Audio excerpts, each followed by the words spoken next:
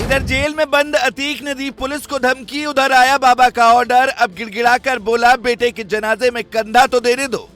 जनाजे में शामिल होने के लिए कोर्ट में दी अर्जी, चीख कर कह रहा है प्रदेश में चलेगी बाबा की मर्जी। बोला माफिया बनकर मैंने बड़ी गलती की। झांसी से प्रयागराज पहुंचा असद का शव, अतीक ने कबूले अपने सारे गुनाह। योगी आदित्यनाथ ने लिया बड़ा फैसला।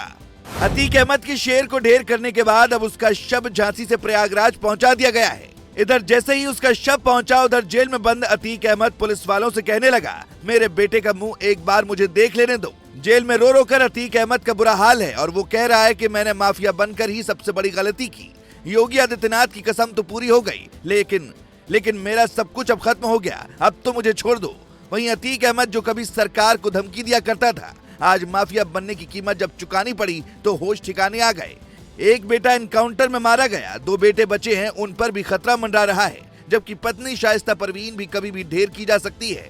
उमेश पाल हत्याकांड के बाद से ही अतीक की पत्नी फरार चल रही है। उसको मोस्ट वांटेड घोषित किया गया है। पुलिस उसकी तलाश कर रही है, लेकिन अब तक उसका कोई सुराग उसके हाथ नहीं लगा है। खबरें ऐसी आ रही हैं कि बेटे के जनाजे में शामिल होने के लिए अतीक की पत्नी सरेंडर करने की तैयारी कर रही है, लेकिन उसने अब तक सरेंडर नहीं किया, जिससे एक बात साफ हो गई कि उत्तर प्रदेश में कुछ एक बार फिर बड़ा होने वाला है। अतीक की पत्नी ने तो सरेंडर नहीं किया, लेकिन अतीक अहमद खुद बेटे के जनाजे में शामिल होना चाह रहा है। इसलिए उसने कोर्ट में अर्जी दाखिल की है, क्योंकि अतीक अहमद के बेटे के जनाजे में शामिल होने से वहाँ के आम लोग कतरा रहे हैं। सभी को केवल एक ही बात का डर है कि कहीं पुलिस उनसे भी पूछताछ न करे। इसीलिए अतीक अहमद खुद चाहता है कि बेटे को कंधा दिया जाए, क्योंकि कंधा देने के लिए 4 लोग भी नहीं मिल रहे हैं। जिस अतीक अहमद की कभी तूती बोला करती थी और उसके घर में 40 दरबान हुआ करते थे, आज उसके बेटे को कंधा देने के लिए 4 लोग भी सामने नहीं आ रहे हैं। योगी आदित्यनाथ ने अखिलेश यादव के सामने ही माफिया को मिट्टी में मिलाने की सौगंध खाई थी, जिसके बाद उत्तर प्रदेश में माफिया पर ताबड़तोड़ एक्शन लिया गया, साथ ही एनकाउंटर शुरू हुआ।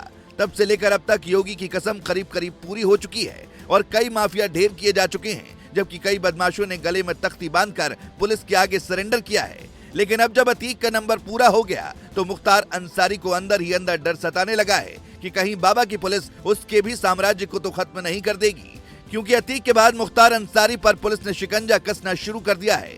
मुख्तार के बेटों के नाम से बने 2 मंजिला मकान को जमींदोज किया जा चुका है। इस मकान को मुख्तार अंसारी ने अपनी आंखों के सामने बनवाया था और इसे बनवाने में करीब 80 लाख रुपए लगे थे, लेकिन मुख्तार अंसारी के साम्राज्य को धराशायी कर दिया गया। एक दौर था जब कभी मुख्तार अंसारी की तरफ कोई आंख उठाकर देखने की भी हिम्मत नहीं कर पाता था, लेकिन आज दिन बदल चुके हैं और अब प्रदेश में बाबा की सरकार है। मुख्तार अंसारी पर अब अगली बड़ी कार्रवाई क्या होगी, ये देखने वाली बात होगी। लेकिन अभी बात अतीक अहमद की कर लेते हैं। अतीक ने अब तक पुलिस के सामने कई राज खोले हैं। पुलिस के मुताबिक अतीक ने माना है कि वो आईएसआई से सीधे तौर पर जुड़ा था। वो वहां से हथियार ड्रोन के द्वारा मंगवाता था। ये हथियार ड्रोन से मंगवाए जाते थे। पुलिस ने अपने दाखिल दस्तावेज में कहा है कि अतीक ने इस बात को कबूला है कि उमेश पाल हत्याकांड की प्लानिंग साबरमती जेल से ही की गई थी। यानी अतीक ने धीरे धीरे ही सही, लेकिन अब अपना गुनाह कबूल कर लिया है। अब देखने वाली बात होगी कि कहीं अतीक को साबरमती ले जाते हुए पुलिस की गाड़ी तो नहीं पलट जाती है, क्योंकि अगर एक बार गाड़ी पलटी तो जरूर अतीक अहमद भागने की कोशिश करेगा और उसके बाद बाबा की पुलिस क्या करेगी ये बताने की जरूरत नहीं है। Bureau report.